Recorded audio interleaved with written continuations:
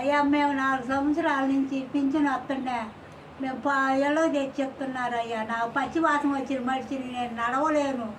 పోయిన నెలలో సచివాలయం పోయి వచ్చారు, పానం పోయింది. మాకు ఆడపిల్లలు చూసేలేరు, మగపిల్లలు లేరు నాయన. మేము నడవలేము. బ్యాంకులు వద్దు, ఏమొద్దు. ఆ చంద్రనారాయణ బాబులు కేసులు పెట్టి ఇట్లా వారెంట్ల మీద ఎందుకు అయ్యా ఇట్లా చేయటం? మాకు జగనే కావాలయ్యా. మీరే మాకు సాయం చేసి మాకు ఇంటికి తెచ్చి ఇచ్చేటట్టు చెయ్యండి అయ్యా. మీ పిండి ఉంటుంది, మాకు జగన్నే కావాలయ్యా. ఆయనే నాకు పిచ్చ పెట్టిండు అయ్యా, మర్చిపోలేమయ్యా. ఆయన మళ్ళీ రావాలయ్యా. ఎందుకు ఆ కచ్చి కట్టి వాళ్ళ మీద అట్లా చేయటం అయ్యా? నాకు అసలు బతకలేని రోజులు మేము అడుగు వేయలేకపోతున్నాయ్యా. పచ్చివాతం వచ్చి ఒక పాటు పోయింది, రెండో పాటు యాక్సిడెంట్ జరిగి చెయ్యి ఇరిగి నడవలేక ఆ అల్లుళ్ళు చూడక, పిల్లలు చూడక, కొడుకులు లేకపోతే నా పరిస్థితి నిల్చొని నీడలేదయ్యా.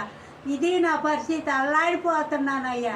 మామూలు పింఛనే ఇస్తున్నారయ్యా నాకు. నేను అట్నే ఎవరిని బతులు ఆడుకున్న ఏం తెచ్చి పెట్టడం లేదు నాయన. మరి మాకు ఏం చేయాలి? మళ్ళీ బ్యాంకులకి ఇవన్నీ చెప్పి వాళ్ళ మీద కేసులు పెట్టి ఆ బ్యాంకులకి ఇంత చెప్పులు ఎందుకయ్యా ఆయన పెట్టేది? మాకు ఆ జగనే రావాలయ్యా. జగన్ పొన్నాను మాకు ఒడ్డున వేసిండు అయ్యా. నాకు ఆయనే పింఛన్ ఇచ్చిండు అయ్యా.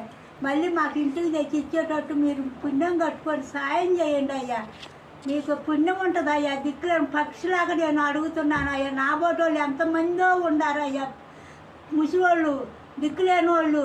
అందరికి ఆదరిస్తున్నావు, అన్నం పెడుతున్నావు. ఈ ముసివాళ్ళకి కూడా ఆశ్రయంలో మంచి ఉంటే చేసి మాకు సాయం చేయయ్యా. జగన్ పుణ్యాన్ని మాకు న్యాయం జరుగుద్ది కోరుకుంటున్నాం అయ్యా. ఆయన రావాలని పతే కోరుకుంటున్నాను అయ్యా.